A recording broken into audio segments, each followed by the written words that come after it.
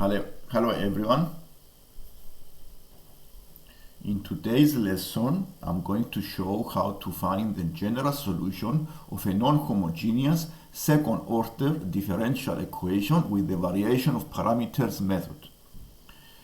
The equation is x squared times the second derivative plus 6x times the first derivative plus 4y equals 18x squared. And let's start the method. This is the equation I have in front of me.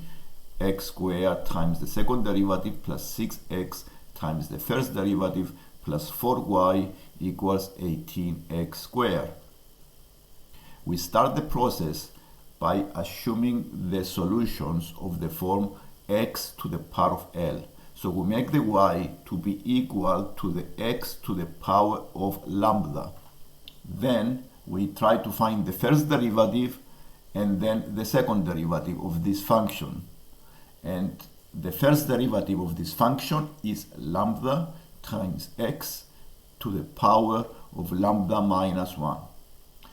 We carry on and finding the second derivative. The second derivative of this function is lambda times lambda minus 1 times x to the power of lambda minus 2. So I have the function, I have the first derivative, and I have the second derivative. The second step here is to put these derivatives into the original equation you see above. Equation is this one. So I'm going to use the second derivative, the first derivative, and the function into the above equation. And then I have the following equation you see to my right, on the right side. So it is lambda times lambda minus 1 times x to the power of lambda. This is after using the second derivative and multiplying by x squared. I have this expression. A second term now. I use the first derivative y dash and I times by the 6x, and this gives me the 6 lambda times x to the power of lambda. Okay, these are the second derivative and these are the first derivative after the adjustment, and then I need to find the 4y. The 4y is 4 times x to the power of lambda, and now the equation is equal to 0.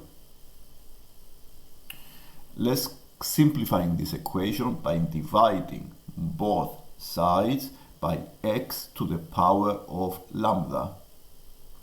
So I divide both sides by x to the power of lambda, and now my equation is the one you see below.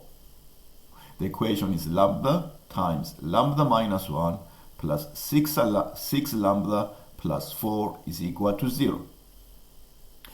The next step here is to multiply the brackets and simplifying the equation. Multiply the brackets give me a quadratic function, and after simplifying even more, I have the quadratic you see below. Lambda squared plus 5 lambda plus 4 is equal to 0. I factorize this quadratic, and factorizing give me the two brackets you see on the right side. This is lambda plus 4 times lambda plus 1, and I make it equal to 0. And now the two solutions for lambda is minus 4 and minus 1. Having found these two solutions for lambda, I can use these values as powers of x, because initially I make the assumption that a solution exists of the form x to the power of lambda. So the first solution is a constant a times x to the power of minus 4 plus the constant b times x to the power of minus 1. So I took these values on the lambda and I make it as powers of the x function. This gives me one of the solutions for the y. So the first solution for the y is ax to the power of minus 4 plus b times x to the power of minus 1. And now I'm going to do the second step of the procedure and find the W Wronski y1, y2. This is a determinant of the matrix, which means I need to times the function y1 times the second derivative of the function y2 and subtract the second function y times the derivative of the first function of the y. The first function of the y is x to the power of minus 4 and the second function of the y is x to the power of minus 1. And I found the derivatives. The derivatives is of the y2 is minus x to the power of minus 2, and the derivative of the first one is minus 4x to the power of minus 5. So I find in the Wronski, the w y1, y2 give me this expression here. After doing the calculations, I have minus x to the power of minus 6 plus 4x to the power of minus 6, and this gives you 3 times x to the power of minus 6. You add these two. You add here these two expressions, and you find the 3x to the power of minus 6.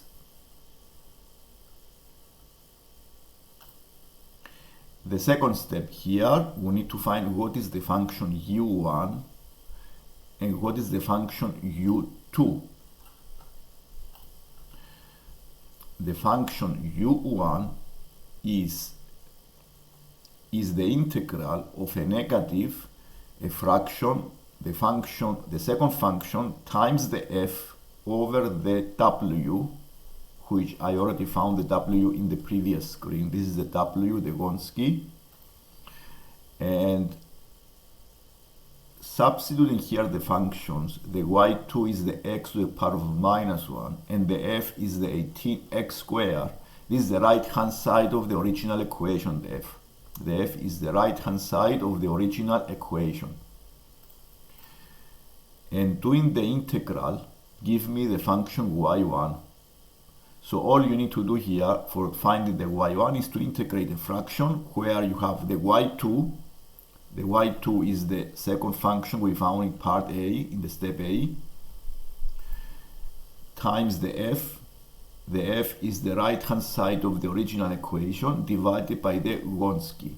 And then finding this integral give you minus 6 over 8 x to the power of 8 plus a. This is the function u1. And let's go and find the function u2. In a similar way, the function u2 is the fraction, is the integral of the fraction of y1 times the f over w dx. W is exactly the same we found in the previous function. So this is the Wronski. And doing the calculations here and find the integration, you find the function 6 over 8 x to the power of 8 plus b. Having found the u1 and the u2, now you are going to combine the two functions of y with the u1 and the u2 and make a general solution. So the general solution of the total differential equation is to multiply the function u1 times the function y1 plus the function u2 times the second function of y2. And then doing the multiplication, using all the functions together, you found the final general solution of the second order non-homogeneous differential equation. And this is minus 3 over 4 x to the power of 4 plus b times x to the power of minus 4 plus 3 over 4 x to the power of 7 plus c times x to the power of minus 1. And I summarize here the procedure of variation of parameters that we use to solve linear in non-homogeneous second-order differential equations. And as you can see, I have about 4 steps here, and I assume a solution exists of the form u1 times y1 plus u2 times y2. So if you like the lesson, please subscribe to see more lessons like this one. Thank you.